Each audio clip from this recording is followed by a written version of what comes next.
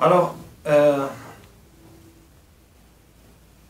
wa salatu wa salam ala rasulillah, deuxième fois, donc on continue, nous sommes arrivés au verset 112. Alors la traduction, elle dit, non mais quiconque soumet à, il faut dire se soumet, je crois, soumet à Allah son être, soumet à Allah son être. Bon, je vais voir, tout en faisant le bien, aura sa rétribution auprès de son Seigneur. Pour eux, nulle crainte et ils ne seront point attristés. Donc ce verset-là, donc pour la critique de la traduction, j'y reviendrai, Inch'Allah. Mais le verset, qu'est-ce qu'il nous dit? Et c'est très important. C'est une très importante technique de la da'wah, de l'appel à l'islam. Eh bien, il faut dire que le principe des messagers revient à un seul principe. C'est de se soumettre à Dieu. Alors je donne un exemple. Pour voir, est-ce que les chrétiens, ils se sont soumis à Dieu? Est-ce que les juifs, ils se sont soumis à Dieu? On va voir. Alors je donne l'exemple très simple. Un homme qui a une femme, par exemple, qui ne travaille pas, elle est au foyer. Alors, un jour, il lui dit, j'aimerais avoir sur la table du déjeuner, bon, selon les Belges, ils disent dîner, le repas du milieu de la journée, j'aimerais avoir du poulet, par exemple. La femme, elle prépare ce qu'il a demandé. 3 jours après, 5 jours après, il lui dit, pour aujourd'hui, j'aimerais bien avoir des poissons. Je veux manger du poisson. Alors, quand il revient du travail, il trouve que la femme a préparé du poulet. Il lui dit, mais j'ai demandé du poisson, j'ai pas demandé du poulet. Il a dit, non, mais j'ai appliqué l'ordre précédent. Il dit, non, mais il y a un nouvel ordre. Il y a un ordre récent. Je veux du poisson, donc tu m'as désobéi. Il va considérer que cette femme est désobéissante. Alors, c'est la même chose. Pour se soumettre à Dieu, il faut toujours prendre la nouvelle religion. Et la religion la plus nouvelle du monde, c'est l'islam. Donc si quelqu'un il dit, je suis heureux, pourquoi tu me demandes de devenir musulman? Pourquoi? Je suis heureux, je suis bien avec ma religion. Ou c'est la même chose, on adore Dieu, on croit en Dieu, c'est la même chose. Bon, pour les œuvres, ça change, oui, pour les actes, ça change, pour les pratiques. Mais bon, il y a toujours on croit, on adore le même Dieu. Non, mais pour adorer Dieu, il faut appliquer la nouvelle religion. Sinon, tu n'adores pas Dieu. Et tu désobéis à Dieu. Parce que appliquer les ordres anciens, ça ne marche pas. Ce n'est pas acceptable par Dieu. Quand on leur dit, voilà, il y a le verset qui dit, Dieu n'accepte pas de religion autre que l'islam. Ils disent, ah, c'est de la discrimination. Non, mais ce n'est pas de la discrimination. Est-ce que cet homme-là, quand il a donné un nouvel ordre à sa femme, de lui préparer du poisson, est-ce que ça contient une quelconque discrimination? Donc c'est la même femme. Pour qu'elle continue sa bonne relation avec son mari, pour qu'elle continue à être une bonne femme, une femme obéissante, qui est bien avec son mari, eh bien, il faut qu'elle applique les nouveaux ordres, et non pas les anciens ordres. Il n'y a pas de discrimination sur ça. Ben, si elle préfère appliquer les ordres anciens, c'est qu'elle n'obéit pas à son mari, mais elle obéit à ses propres passions. Donc, ce n'est pas une bonne femme. Alors, là, pour la traduction, non, mais quiconque soumet à Allah son être. Donc là, donc, celui qui soumet, bon, dans l'arabe on dit soumet son visage, mais là, il faut traduire quiconque soumet à Dieu. Soumet son être, c'est un peu lourd. Non, mais quiconque se soumet à Dieu, tout en faisant le bien. Alors pour faire le bien justement, il faut appliquer la nouvelle religion. Sinon, ce n'est pas le bien qu'on fait. Mais c'est des œuvres vaines. donc qui n'auront aucun poids, qui n'auront aucune récompense pour Dieu.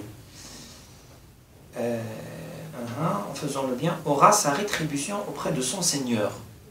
Donc faire le bien, ils disent, non mais je fais le bien, je crois en Dieu et je fais le bien. Quel bien tu fais? Tu jeûnes le ramadan? Tu manges. Non, c'est mal, c'est pas bien. Tu fais le pèlerinage à la Mecque? Non, tu ne l'as fait pas, donc tu n'as pas fait le bien. C'est quoi, de quel bien tu parles? Et ce qui est étonnant chez les chrétiens, ils disent, oh cette jeune fille, elle était bien, et elle est morte. Non, elle est morte, et après? Chacun il a un âge qu'il atteindra. Et elle fait le bien.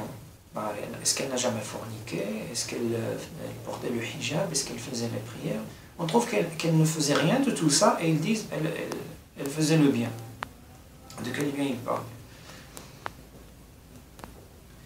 Alors, ça montre que, c'est-à-dire chacun qui fait ça avec le messager qui fut envoyé pour lui, c'est insoumis à Dieu, et il aura sa récompense. Donc, ce principe-là, il englobe tous les... C'est plutôt ce que disent les chrétiens, ce que disent les juifs qui est discriminatoire.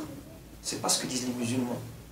Les musulmans, ils disent que les apôtres de Jésus, ils seront dans le paradis avec le messager qui fut envoyé à eux, c'est-à-dire Jésus. Les gens qui ont accompagné Moïse, ils seront au paradis avec Moïse. Les gens qui ont cru en Noé, ils seront dans le paradis avec Noé. Donc il n'y a aucune discrimination. Les gens qui ont cru le messager qui fut envoyé à eux, c'est-à-dire le dernier messager, les musulmans, ils seront, Inch'Allah, dans le paradis avec leur messager. Donc il n'y a pas de discrimination. C'est au contraire. C'est chez les juifs et les chrétiens qu'on trouve la discrimination. Nulle crainte et ils ne seront point attristés. Voilà. Donc je préfère ne pas faire de commentaires sur ça. Nulle crainte et ils ne seront pas attristés parce que donc je préfère laisser comme ça, comme Dieu il a dit.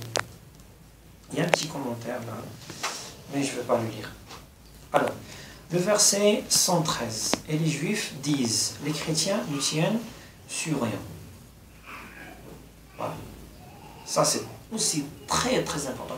Mais vraiment là, la sourate al-Baqarah, c'est une sourate, mais vraiment, qui a son poids, et qui contient beaucoup de science, et qui contient beaucoup de guidées. Justement, le premier verset par lequel elle commence, ce livre est une guidée pour les pieux, ceux qui ont la taqwa.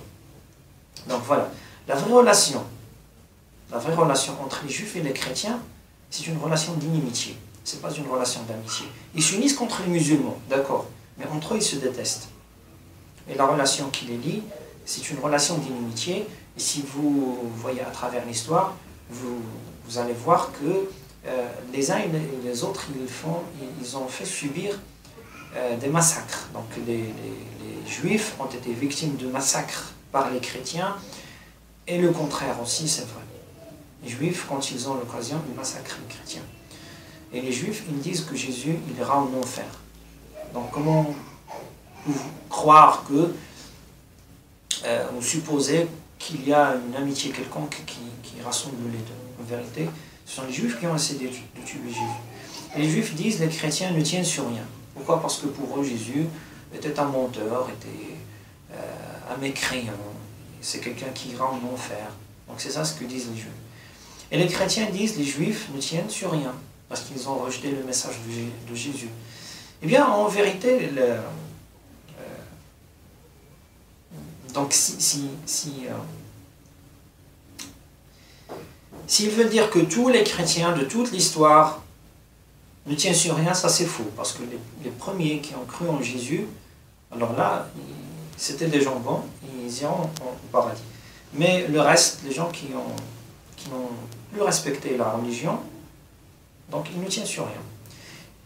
Les juifs ne tiennent sur rien alors qu'ils lisent le livre. De même, ceux qui ne savent rien tiennent un langage semblable. Donc il ne faut pas rejeter le messager, il ne faut pas critiquer le messager, il ne faut pas critiquer la religion qui est venue de chez Dieu. Il ne faut pas critiquer. Bon, on peut critiquer les gens qui transgressent, qui font des péchés, qui se détournent de la vérité. On peut critiquer les gens. Il ne faut pas critiquer Moïse, il ne faut pas critiquer Jésus, il ne faut pas critiquer la religion reçue par Moïse, il ne faut pas critiquer la religion reçue par Jésus. C'est des religions qui furent révélées par Dieu. Il ne faut pas les critiquer. On critique les innovations.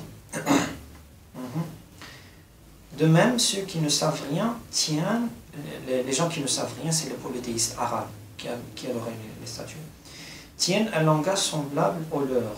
Eh bien, Allah jugera sur ce quoi ils s'opposent au jour de la résurrection. Alors, je m'arrête là et Inch'Allah, on continue dans une séance prochaine. Inch'Allah.